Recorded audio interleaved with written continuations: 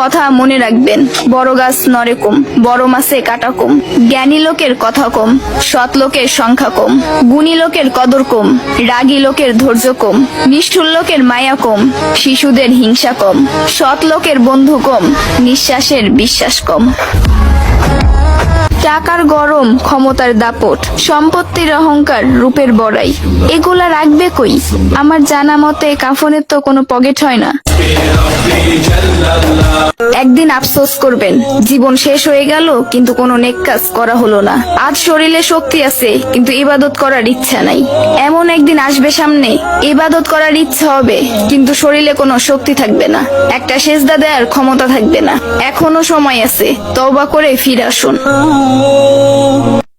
সন্তান যখন দুনিয়ার সম্পদ দ্বারা ধনী হয়ে যায়, তখন বাবা মা ভয়ে ভয়ে কথা বলে যাতে সন্তান রাগ না করে।